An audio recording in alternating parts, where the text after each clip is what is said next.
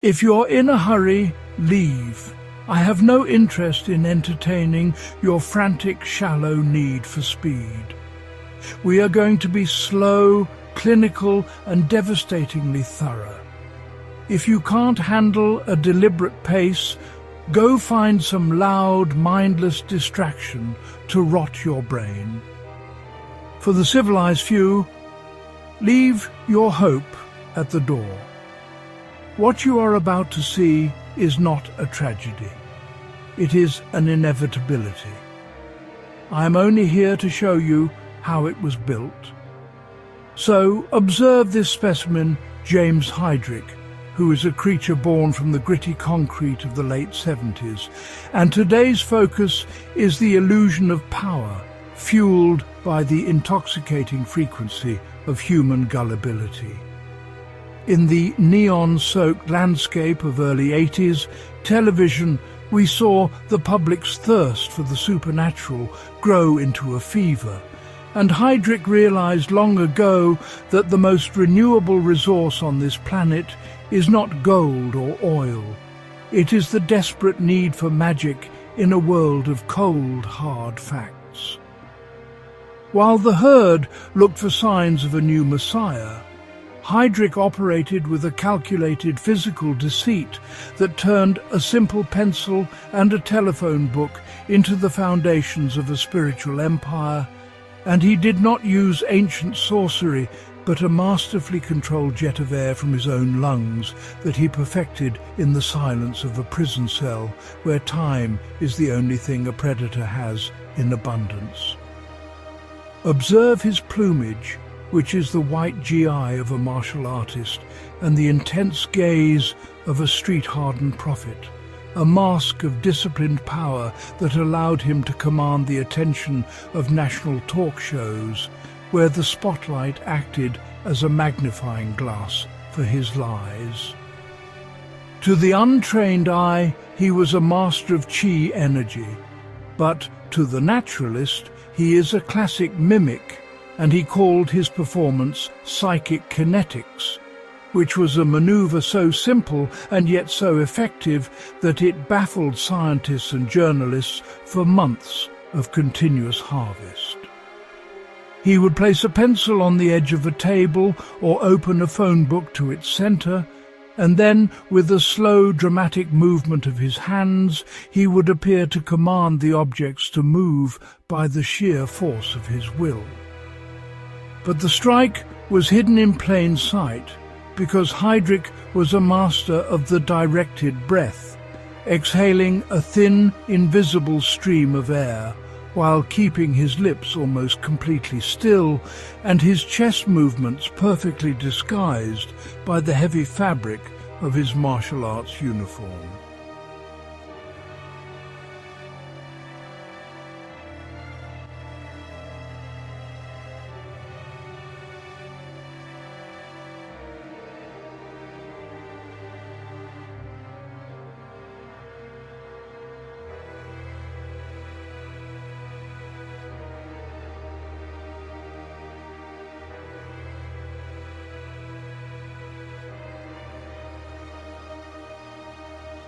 Hydrick understood that a miracle is only as valuable as the price tag you attach to it, and he did not wait for the industry to reward him.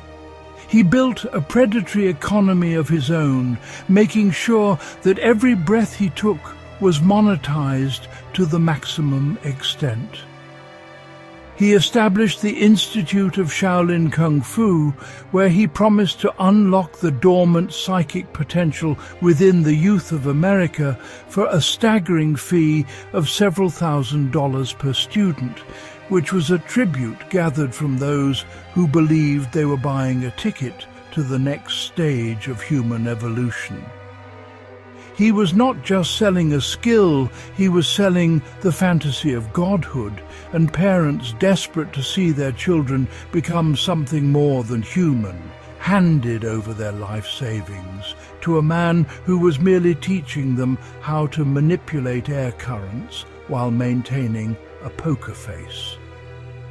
Beyond the tuition fees, the media machine became his primary benefactor, as every talk show appearance and every sensationalized news segment acted as a high-voltage advertisement for his brand of deception, reaching millions of households across the nation. He was the star of primetime specials, where the ratings were translated directly into fame and influence, allowing him to command massive appearance fees from promoters across the country who were eager to cash in on the supernatural craze of the decade. He turned his static breath into a professional currency, and the herd was more than willing to pay for the privilege of being lied to, as long as the lie was wrapped in the silk of a martial artist's GI and delivered with the conviction of a true believer. The beauty of the static breath was that it relied on the audience's deep-seated desire to believe in something beyond the mundane laws of physics, and Hydrick played the role of the misunderstood prodigy to perfection, while the cameras rolled and the ratings soared into the stratosphere.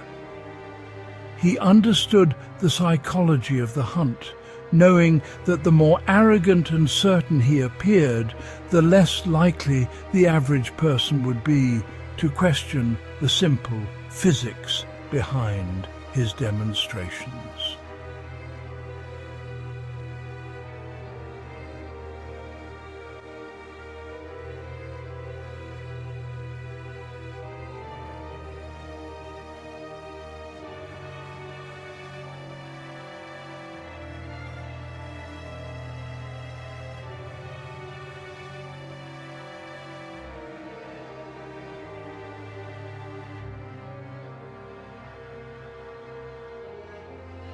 But every predator eventually encounters a force that cannot be charmed, and history was about to repeat itself because the same arch-hunter who dismantled the divine empire of Peter Popoff was already moving through the shadows toward his next target. In 1986, the world saw James Randi take down the faith healers, but years before, in 1981, the legendary Randi entered the arena against Hydrick, and he did not bring a scientific laboratory or complex sensors, but a simple box of styrofoam packing peanuts that would act as a silent and impartial jury. Randi knew that the only way to catch a mimic is to change the environment, and he meticulously placed the white peanuts around the telephone book on the studio table, creating a physical minefield that would react to even the slightest movement of air from any direction. The confrontation was silent, clinical, and devastating, and while Hydrick stood under the hot studio lights of the program, titled "That is incredible sweating and straining to move the pages." With his mind, the packing peanuts remained a silent barrier that exposed the physical reality of his trickery. He could not blow on the book without moving the lightweight peanuts, and without his breath he was just a powerless man, staring at a block of paper in a room full of disappointed faces who had come to see a god, but found only a fraud.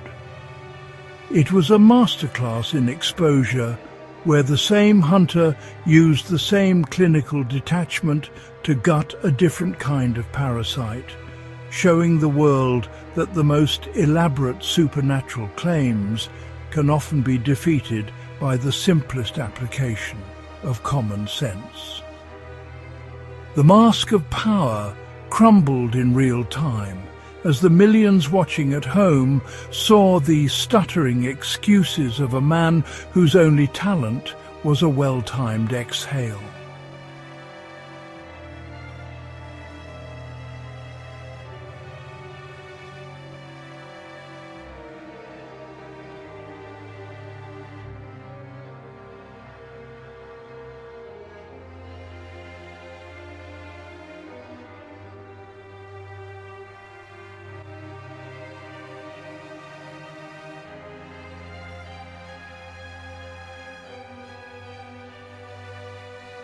Hydrick eventually confessed to the fraud, admitted his methods in a moment of rare honesty, and spent time behind bars for unrelated crimes that revealed the darker nature of his predatory instincts.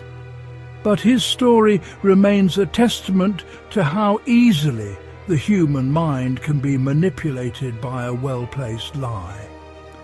The machine is eternal, and whether it is a medium in a parlour, a psychic on a television screen, or a billionaire with a new algorithm, the mechanics of the harvest remain the same, because the predator adapts and the camouflage changes, but the hunger for significance remains constant in the human heart. Hydrick is a reminder that in the urban ecosystem, the most dangerous weapon is not a sword, but a whisper, and that the strongest chains are the ones we build out of our own desire to believe that we are special, or that the rules of the universe do not apply to us. Look closely at the spectacles that demand your belief, and ask yourself, who is actually breathing the air in the room? Because in this world of bright lights and hard cash, the machine is always watching, and the truth is often as thin as a breath of cold air, delivered by a man who has mastered the art of staying silent while he steals your hope. You have been watching the Urban Predator Files, and we have only begun to scratch the surface of the species that thrive in the shadows of our own gullibility.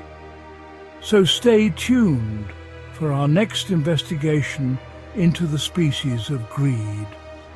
And remember that even as we speak, the machine is already identifying its next meal, and the frequency of the hunt is never ending.